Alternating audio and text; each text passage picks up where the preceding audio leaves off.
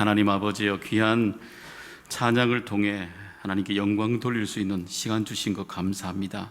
하나님, 돌아볼 때마다 우리에게 많은 염려가 있습니다.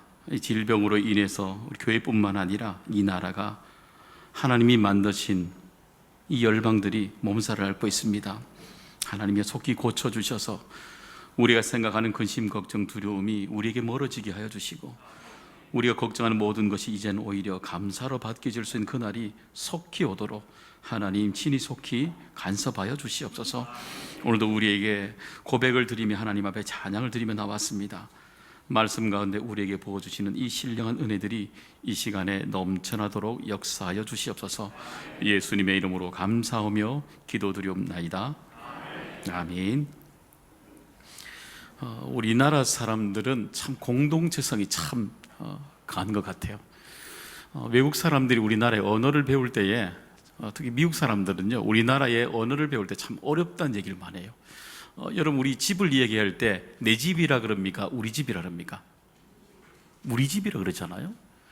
근데 영어에 보면은 1인칭으로 I잖아요. 내 집이라 그래야 되거든요. 그런데 우리는 다 우리 집을 누구 집이라 그럽니까? 내 집인데 다 우리 집이라 그럽니다.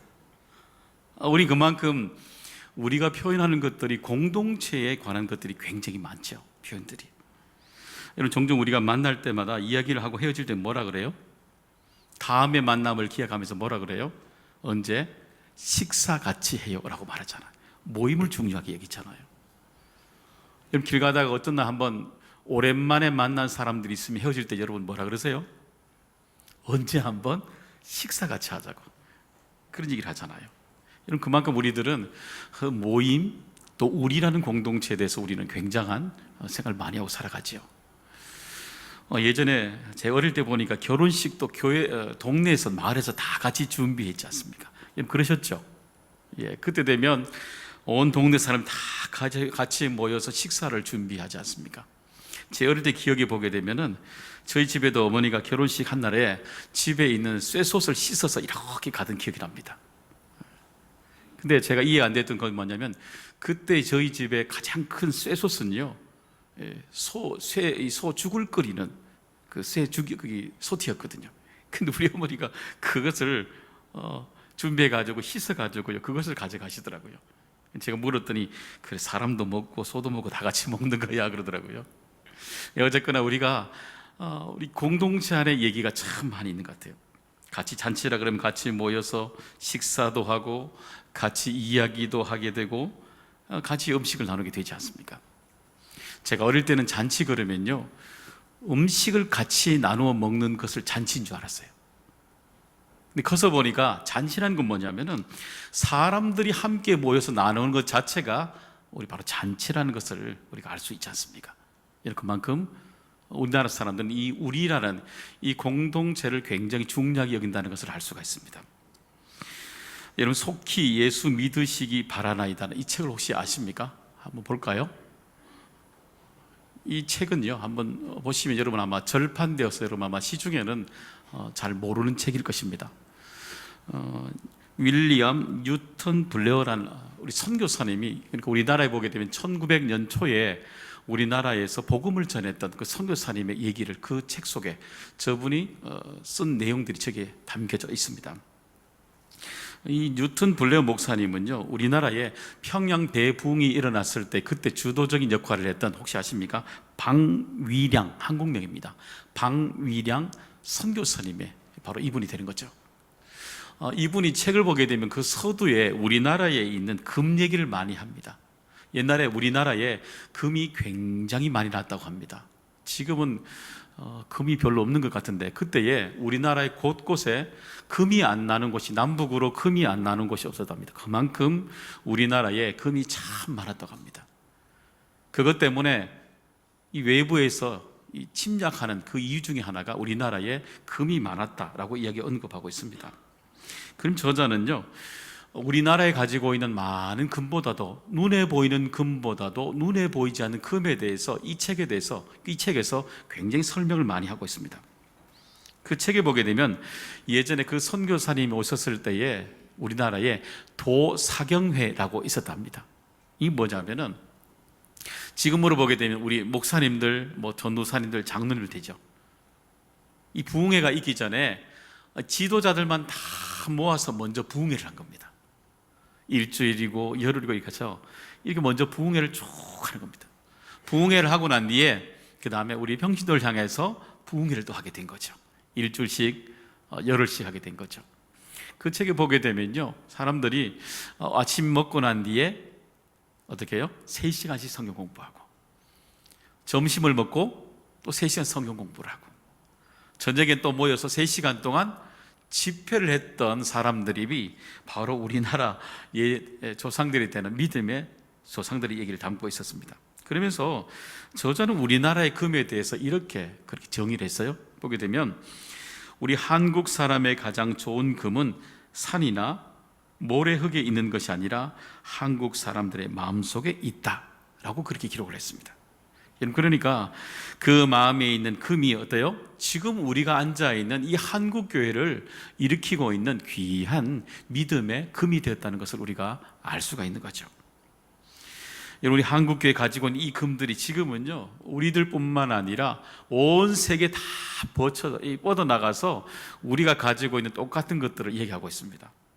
그게 바로 첫 번째 뭐예요? 이 새벽 기도입니다. 새벽 기도. 그래서 어디를 가도 여러분 새벽 기도를 하는 민족은 없거든요. 그런데 세계 여행을 하다가 그곳에 새벽 기도를 한다 그러면 그곳에 누가 있는 겁니까? 한국 사람이 있는 겁니다. 반드시 그곳에는요, 한국 사람들이 있는 겁니다. 한국 사람들이 다 집단으로 모여있는 한인타운에 항상 뭐가 있던가요? 항상 교회가 있습니다. 교회가. 이런 보게 되면요, 우리 교회 도움을 많은 사람들이 받는다고 말해요. 믿지 않는 사람들이 여행을 가서도 도움을 받지만, 이민을 가서도 도움을 받지만, 새로운 사업을 할 때도 굉장히 도움을 많이 받는다고 합니다. 여러분, 아프리카 안쪽이나 브라질의 아마존 그 안쪽에 그 곳곳에 있는 수많은 부족들의 언어들을 우리나라 사람들이 어떻게 다 준비를 하겠어요? 그죠? 그런데 그 곳곳마다 다 들어가서요, 우리 선교사님이 들어가서 교회를 세우고 그 부족들을 위해서 성경을 만들고 번역하고 그 부족들의 언어를 익히게 되니까 현장에 가게 되면 믿지 않는 사람들이 그곳에 사업을 할 때에 우리 선교사님들의 도움을 아주 크게 받는다고 합니다. 좋은 점들이죠. 그뿐 아닙니다.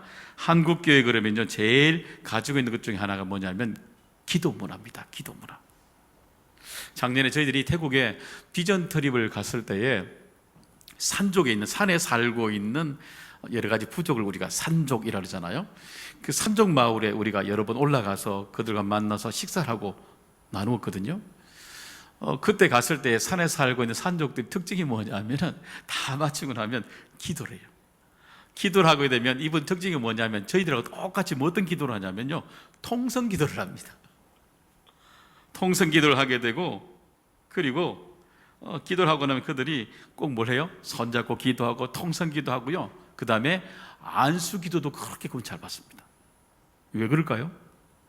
우리가 가지고 있는 이 한국 교회의 이 문화유산들이, 교회 문화들이 거기까지 다 퍼져갔던 이야기가 되는 것입니다. 그래서 지금도 우리 교회의 이 중요한 신앙의 유산들, 일종의 신앙의 우리는 금이라고 말할 수 있는 것들이 지금도 계속해서 오늘 우리들에게 영향력을 미치고 있는 것입니다. 그런데 문제는요, 이 시대에 이 금이 사라져가고 있다는 것입니다. 우리 윗대에 믿음의 조상들이 계속해서 우리에게 잘 물려주고 있는 이 신앙의 금들이 최근 들어서 교회가 위기를 맞고 있다는 것입니다. 한번 6절에 한번 볼까요? 6절에 한번 보시면 같이 한번 읽어보겠습니다.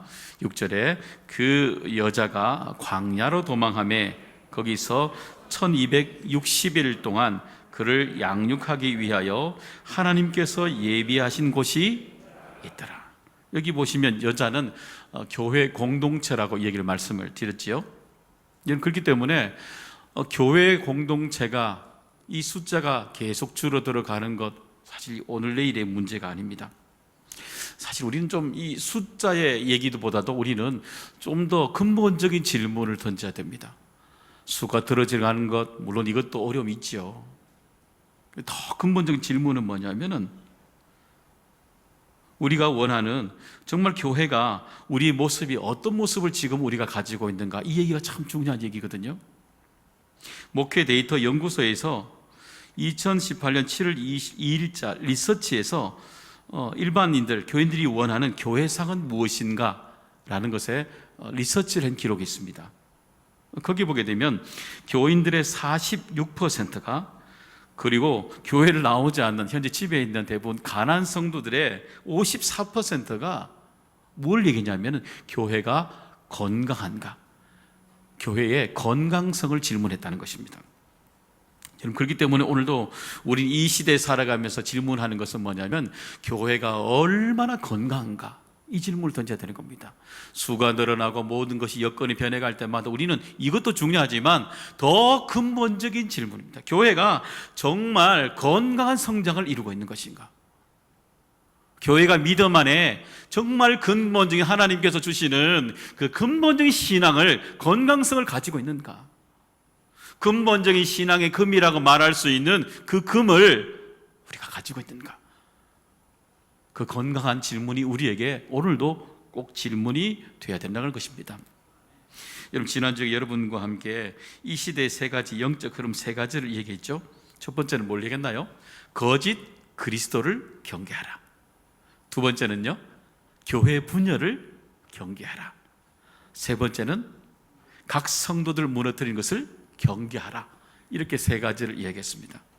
그래서 특별히 오늘 보게 되는 두 번째, 이 교회의 건강한 이야기는 이 영적인 흐름의 교회의 교회의 분열과 밀접한 관계를 이루고 있는 것입니다.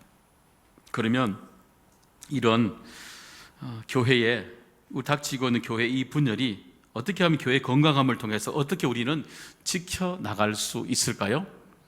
그것은 바로 핍박으로부터 교회의 이 복음을 지키는 것입니다. 여러분, 오늘 보셨던 우리가 13절, 12절부터 나왔지만 뒤에 나오는 끝절의 17절까지는 교회가 핍박당하고 있는 모습을 비유로 설명하고 있는 대목들입니다. 13절 한번 보실까요? 13절 한번 보시게 되면 용이 자기의 땅으로 내쫓긴 것을 보고 남자를 낳은 여자를 박해하는지라. 그렇죠? 용은 지난주 말씀드린 대로 사탄, 마귀를 의미하죠. 근데 여기 보시면 땅으로 내쫓겼는데 보시면 남자를 낳은 여자 그랬습니다. 여기 보시면 여자는 교회를 말하는 것이고 남자는 비유적으로 여기에서 예수 그리스도를 의미하는 표현입니다. 그 뒷부분 보시면 여자를 박해하는지라 라고 말하고 있죠. 핍박을 말하고 있습니다. 여기 보면 이 교회를 핍박하고 있는 이 말세 교회를 핍박하는 것이 어느 만큼 우리에게 다가오느냐 하면은 보시면 15절에도 설명이 되어 있어요. 15절 같이 한번 읽어보겠습니다. 여자의 뒤에서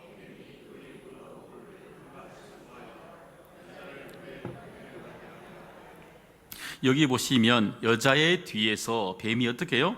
물을 강같이 토하게 되고 또 그 다음요, 오히려 떠내려가게 한다라고 말하고 있잖아요. 그러니까 이 홍수가 나는 만큼 큰 물이 일어난다고 얘기하는 겁니다. 교회를 홍수가 지금 큰 물이 떠내려갈 만큼 큰 핍박이 있다는 것입니다. 여러분, 그러니까요, 오늘도 우리가 교회 내부적으로 우리가 믿음 가지고 살아갈 때 안쪽으로 우리에게 믿음의 핍박이 뭐냐면 우리가 믿음대로 살아도 핍박이 있다는 겁니다. 내가 믿음대로 살지 못해서도 아니라 믿음대로 살아도 믿음 안에 여전히 홍수와 같은 큰 시련들이 우리 안에 일어날 수 있다는 것입니다. 여러분, 그렇기 때문에 이 믿음의 핍박의 여정들은요, 여러분들이 잘 알고 계시잖아요. 지금까지 여러분 신앙생활 하시면서 믿음의 많은 어려움 여러분 겪고 살지 않으셨습니까? 많이 살아오셨지 않습니까? 그런 믿음의 이 어려운 핍박의 여정들이 우리가 생각하지 못하는 큰 홍수와 같은 큰 일들이 우리 가운데 일어나게 될 것이라는 것입니다. 여러분, 그럴 때마다 믿음대로 살아갈 때 항상 우리는 질문해야 되는 것은 이 핍박이 어떤 것으로 온 것이냐. 정말 믿음 가운데 살아가는데 우리에게 핍박이 주어지고 더 크게 밀려오고 있다면 여러분, 우리는 영적으로 이것을 분별하셔야 되는 겁니다. 보셔야 되는 겁니다. 여러분, 그렇기 때문에 이 시대의 교회가 우리가 핍박이 일어나는 것을, 어려움을 당하는 것을 우리는 이상하게 여기면 안 되는 것입니다. 정말 우리가 이상하게 여겨야 되는 것은 뭐냐면은, 정말 교회가 이 현장에서 핍박이 있더라도 우리가 정말 바르게 살아가고 있는가, 정말 바르게 살아가고 있는가, 거기에 대한 질문이 우리에게 더 중요한 것이고, 교회가 그렇게 건강히 살아내지 못하는 것에 대한 질문이 우리에게 있어야 되는 것입니다. 여러분 보시면 이 밖에서도 우리를 바라보고 있는 일들도 많이 증가하고 있죠. 2017년 1월 20일에서 21일 사이에 GN컴 리서치에서 이렇게 설문조사한 것이 있습니다. 거기 보면 밖에서, 교회 밖에서 시민이 바라보는 교회는 어떤 것인가 라고 질문하는 것이 있습니다. 저기 보시게 되면 이들은 윤리와 도덕 실천 운동을 해야 된다 라고 45.1%가 교회에 대해서 이런 상의해야 된다고 이야기했습니다. 그 다음요, 그 다음 넘겨볼까요? 여기 보시면 이런 파란 진한 색은 기독교인이고 진하지 않은 화살 체크되어 있는 것은, 비듬쳐져 있는 것은 비그리스도인들을 말합니다. 또 더불어서 우리 교회 안팎의 얘기를 다시 물었거든요. 물었더니 믿음의 사람들, 우리 교인들은 37.7%가, 그리고 비기독교인은 47.2%가 또 사회적 활동의 윤리의식이 더 교회에는 높아야 된다라고 제일 우선순위를 교회의 위상에 대해서 두고 있었습니다. 여러분, 그렇기 때문에 교회는요, 예전에도 그랬고 지금도 그렇고 앞으로도 그렇고 계속해서 우리는 사회적인 질문을 꼭 받게 돼 있는 것입니다. 그 질문은 뭐냐면, 더 윤리적인가, 더 도덕적인가. 믿든 믿지 않든 수많은 사람들에게서 우리는, 교회는 오히려 우리는 더 윤리적으로, 도덕적으로 더 성숙한 믿음을 가지고 살아가야 한다는 얘기를 계속해서 그런 요구를 우리는 받게 된다는 것입니다. 여러분, 그렇기 때문에 오늘도 우리는요, 그리스도인이라면 그들의 얘기가 불편한 것이 아니라, 질문할 때마다 우리가 그리스도인이잖아요. 그리스도인이라면, 내가 하나님을 믿는 공동체 속에 살아가고 있다면, 오늘도 우리에게는요, 이런 불편한 요구가 불편으로 들리면 안 되는 것입니다. 여러분, 인터넷 글에 보니까, 제가 보다 보니까 자발적 불편이라는 용어를 봤습니다. 이게 뭐냐면, 그리스도인들이 먼저 세상을 섬기는 의미로 불편해지자는 것입니다. 알아서 먼저 더 윤리적이고 도덕적인 삶을 살아내도록 우리가 더 불편하더라고요. 불편하더라도 더 애쓰고 살아가자는 겁니다. 사실 이건요, 밖에서 우리에게 요구하는 것이 아니에요. 정확히 말하게 되면 이것은 바로 복음이 가지고 있는 성격이기 때문인 것입니다. 우리가 먼저 받았는 거예요. 왜냐하면 예수님이 이 땅에 어떻게 오셨어요? 우리가 죄 가운데 살아가고 있는 우리들을 해결해 주시기 위해서 우리의 삶에 불편한 자리에 들어오셨잖아요. 죄 가운데 우리 속에 찾아오셨잖아요. 주님이 우리에게 오셨듯이 우리도 세상을 향해서 더 우리는 이 불편함을 요구할지라도 기꺼이 복음을 위해서 우린 더 그렇게 살아내고 살아가자는 것입니다. 오늘 본문에 보시게 되면 성도들에게도 주님은 믿음으로 살아갈 때 반드시 우리에게 이런 핍박이 있다고 우리에게 말씀해 주시고 있지 않습니까? 당연히 오늘도 우리는 그 핍박이 우리에게 당연히 주어지는 것, 우리는 그걸 담담하게 우리는 받아들여야 되는 것입니다. 근데 보시게 되면 그렇지 않던가요? 여러분, 예전에 연애할 때 여러분 어떻게 나가셨어요? 연애 안 하신 분들도 별로 없겠지만 다 연애할 때 어떻게 나가셨어요? 평소보다 옷을 잘 입고 나갑니까? 못 입고 나갑니까? 물론 대충 입고 나가신 분도 있겠지만은 되게 연애할 때 어때요? 옷도 더 많이 예쁜 거 골라 입고 가고, 머리도 한 번 더 어떻게 더 만지기도 하고, 화장도 한 번 더 하게 되고, 거울도 한 번 보던 거 10번씩 한 번 쳐다보며 나가잖아요. 그죠? 근데 여러분, 그때에 옷을 그렇게 1시간, 2시간씩 골라 입고 화장을 하고 거울을 쳐다보는 것 불편했습니까? 안 불편했습니까? 안 불편했죠. 그거 이상하죠. 왜냐하면 내가 더 내 자신을 더 많이 준비하잖아요. 시간을 할애하잖아요. 사실 더 불편한 일이잖아요. 그런데 우린 불편하다 생각하지 않습니다. 여행을 가보세요. 여러분, 여행을 가면 집단하면 우리 다 고생이라고 얘기하잖아요. 근데 여러분, 여행할 때 보세요. 다 돈 주면서 고생하잖아요. 돈 더 많이 주면서 우리 찾아서 고생하잖아요. 그죠? 여행 준비하면 미리 계획을 해야죠. 어디 갈 곳 준비 챙겨야 되죠. 옷도 여러 벌 가져가야 되죠. 제대로 씻지 못할 때도 많죠. 음식도 안 맞을 수 있죠. 그렇잖아요. 내 마음대로 선택하지 못할 것 많잖아요. 온통 보면요, 불편한 거예요. 사실은 불편한 거 많거든요. 그 하는 것만도 공짜로 됩니까? 다 돈을 얼마나 많이 씁니까? 다 내잖아요. 불편한 거예요, 사실은요. 그런데 여행할 때 여러분 불편하던가요? 안 불편하던가요? 안 불편합니다. 이상하죠? 나는 분명히 불편하게 더 시간과 돈을 내면서도 다 고생하는데 안 불편하잖아요. 왜 그럴까요? 불편한데도 왜 불편 안 할까요? 그것은요, 우리가 그 불편함을 이기는 그 너머의 즐거움이, 기쁨이 무엇이 있다는 것을 분명히 알기 때문인 것입니다. 여러분, 우리가 주어진 많은 불편함들, 안팎으로, 교회 안팎으로 주어진 많은 어려움들이 있겠지요. 불편함이 있겠지요. 그래서 질문해 보세요.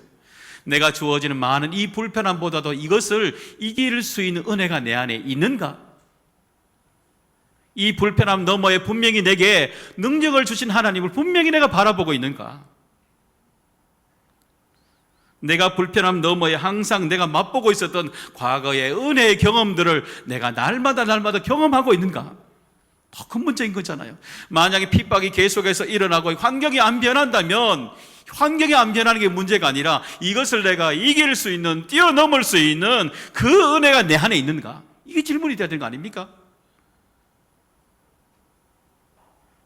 그렇기 때문에 오늘도 우리에게 주어지는 많은 이 복잡한 문제를요, 때로 믿음 생활 중에 벌어지는 여전히 핍박이 오는 어쩌면 모순 같은 문제도요, 우리 넉넉히 이겨내면서 하나님이 우리를 이끌어 가신 하나님 나라를 바라보며 살아갈 수 있게 되는 것입니다. 그런 은혜 우리 모두에게 주시기를 간절히 소망합니다. 제가 주중에 배명순 권사님 병원에 제가 신방을 잠시 다녀왔습니다. 요즘 많이 어려운 터라 우리 목사님들 같이 가셨지만 저 혼자 병실에 다녀왔습니다. 지금 용인의 한 병원에 계신데요, 갔더니 권사님이 저보고 그래요. 목사님, 어떻게 서울에서 멀리 이 용인까지 오셨냐고 막 그러시는 거예요. 근데 사실 서울에서 용인까지가 먼 거리입니까? 짧은 거리입니까? 하나도 안 멀죠. 그죠? 여러분은 저희들에게 요구하셔야 돼요. 어떤 요구를 하시냐면은, 여러분이 무슨 일이 있으면, 저희도 당연하지만 여러분이 부산에 계시든 전라도에 계시든 비행기 타고 제주도에 계시든요, 여러분이 마땅히 우리가 찾아가야 되고 여러분에게 신방은 여러분이 반드시 받아야 될 권리가 있습니다. 마음껏 요구하셔도 돼요. 아셨죠?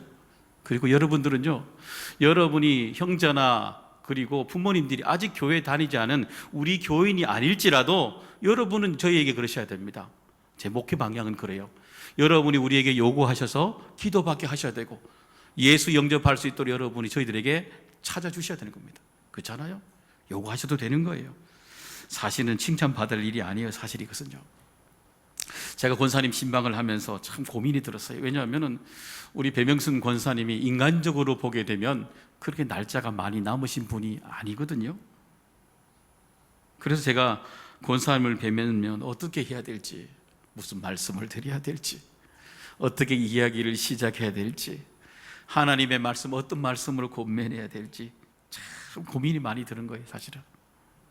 왜냐하면 우리 권사님은 남은 세월도 얼마 남았지 않았지만 평생도록 교회를 정말 누구보다도 사랑하셨던 분이고 하나님을 사랑하셨던 분이라는 것 너무너무 잘 알고 있었기 때문인 겁니다. 그렇기 때문에 곧 죽음 앞에 있는 그 믿음의 사람이 어떻게 이해가실지 참 두렵기도 하잖아요. 제가 가서 인사를 나누고 이런저런 얘기하면서요, 권사님이 이렇게 얘기하셔요. 목사님, 저 이렇게 있다가 주님 불러주시면 편안하게 하늘나라 가고 싶습니다. 그러더라고요. 그러시면서 저하고 얘기하시면서 얼마나 우시든지 몰라요. 그러면서요, 그런 얘기 하셔요. 목사님, 제가 부르고 싶은 좋아하는 찬송가가 있어요. 어떤 찬송가 좋아하세요? 그랬더니 찬송가 384장을 좋아합니다. 그제 거기서 병실에서 권사님과 함께 찬송가 384장을 같이 불렀습니다. 여러분 아십니까? 이 찬양이죠. 나의 갈 길 다가도록 예수 인도하시니 내 주 안에 있는 긍휼 어찌 의심하리요. 믿음으로 사는 자는 하늘 위로 받겠네. 무슨 일을 만나든지 만사형통하리라. 무슨 일을 만나든지 만사형통하리라. 이 찬양을 부르면서요, 권사님 그렇게 불편하신데도요, 얼마나 기쁨으로요, 감사하며 할렐루야 하면서요, 이 찬양을 이렇게 올려드리는데 얼마나 감사함 하나님 앞에 찬양을 드리는지요. 감사의 눈물을 얼마나 하시든지요. 저도 거기 같이요 울면서요 얼마나 하나님 앞에 감사를 드리는지 모릅니다.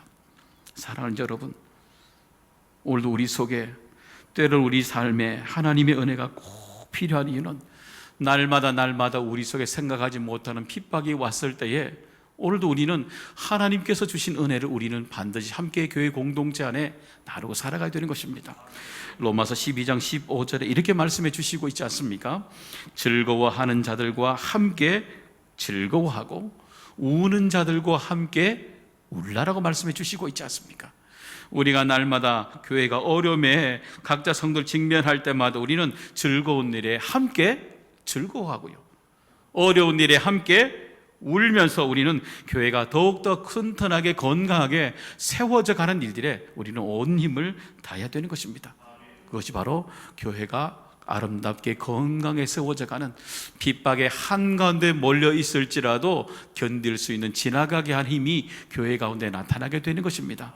그런 일들이 우리 가운데 많이 나타날 수 있기를 간절히 소망합니다. 그러면 하나님은 오늘도 우리의 현장 속에 그대로 외면하고 계실까요? 아니요. 하나님은 하나님의 방법대로 우리를 도와주십니다. 16절 한번 보세요. 16절 한 같이 한번 읽어보겠습니다. 땅이 여자를 도와, 여기 보시면 여자를 누가 돕고 있습니까? 땅이 돕고 있습니다. 땅이 도와서 우리가 물로부터 홍수를 당하고 있는 이 핍박의 큰 어려움들을 오히려 어때요? 용의 입에서 토한 강물을 오히려 땅이 삼킨단 말입니다. 이런 보시면 이 땅은 오늘도 우리에게 하나님의 섭리를 얘기할 때 땅의 얘기를 많이 합니다. 출애굽기 15장 11절 13절에 보면 이렇게 나오죠. 특히 한번 12절에 보세요. 주께서 오른손을 드신 즉 땅이 그들을 삼켰나이다. 그러니까 출애굽을 했을 때 모세와 미리암의 찬양의 얘기입니다. 그러니까 홍해가 갈라질 때에 쭉 갈라질 때에 이스라엘 백성들이 건너가고 난 뒤에 애굽의 백성들이 군사들이 땅으로 들어오게 되잖아요. 그 마른 땅으로 들어올 때에 하나님이 그 밑바닥에 있는 그 땅들을 어떻게 해요? 군사들을 삼켜버리신다는 겁니다. 생각도 못했던 일 아닙니까?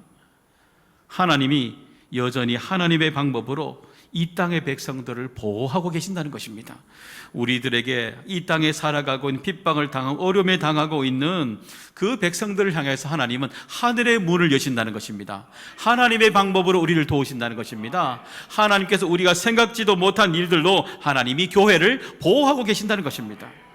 전 날마다 하나님이 하늘을 움직이시고 이 땅을 움직이시는 하나님의 그 통치하심이 오늘 우리 눈에 똑똑히 보여질 수 있기를 간절히 바랍니다. 여러분, 교회는요 여전히 세상의 한가운데 우리는 살아가고 있어요. 교회가 가지고 있어야 되는 신앙의 금, 여러분 우리 교회 가지고 있는 것 같습니까? 가지고 있는 것 같습니까? 더 넘쳐나게 신앙의 금이 늘어나기를 소망합니다. 여러분, 교회는요 그래요. 금은 숨겨져 있는 사람에게는 금이 숨겨진 것을 보는 사람에게는 절대 금이 되지 않지만, 금이 숨겨져 있더라도 찾는 사람에게는, 아무리 감춰진 이 값진 보할지라도 캐내는 사람에게는 다 금의 소유가 우리의 것이 되듯이 오늘도 우리의 믿음이 금을 캐낼 수 있는 교회가, 건강을 캐내는 교회가 될 수 있기를 바랍니다.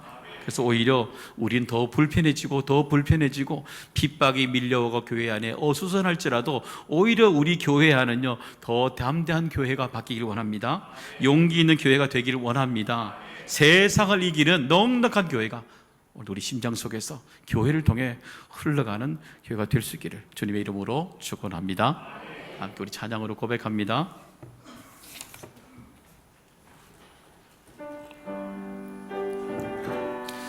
오늘 우리 안팎을 돌아보게 되면 우리가 감당하지 못할 일들이 너무 많잖아요. 우리 고백하면서 한번 찬양을 드리겠습니다.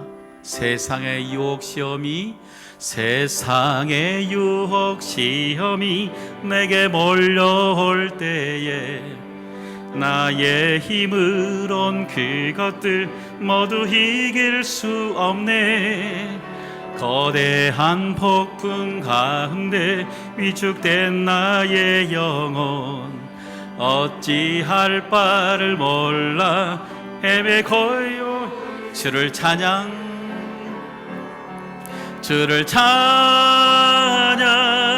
손을 들고 찬양. 전쟁은 나에게 속한 것 아니니 주를 찬양. 손을 들고 찬양. 전쟁은 하나님께 속한 것. 주를 찬양. 손 들고 찬양. 주를 찬양. 주를 찬양. 손을 들고 찬양. 전쟁은 나에게 속한 것 아니니 주를 찬양. 손을 들고 찬양. 전쟁은 하나님께 속한 것이니 거짓과 속임수로 가득 찬 세상에서 어디로 갈지 몰라 머뭇거리고 있네. 공중의 권세 잡은 자 지금도 우리들을 실패와 절망으로 넘어뜨리려 하네. 주를 찬양합니다. 주를 찬양. 손을 들고 찬양. 전쟁은 나에게 속한 것 아니니 주를 찬양. 손을 들고 찬양. 전쟁은 하나님께 속한 것이니 주위를 둘러보면 아무도 없는 듯 믿음의 눈을 들면 보이는 분 계시네. 지금도 내 안에서 역사하고 계시는 사망과 어둠의 권세 물리치신 예수님. 주님을 찬양합니다. 주를 찬양. 손을 들고 찬양. 전쟁은 나에게 속한 것 아니니 주를 찬양. 손을 들고 찬양. 전쟁은 하나님께 속한 것. 주를 찬양합니다. 주를 찬양. 손을 들고 찬양. 전쟁은 나에게 속한 것 아니니 주를 찬양. 손을 들고 찬양. 전쟁은 하나님께 속한 것이니.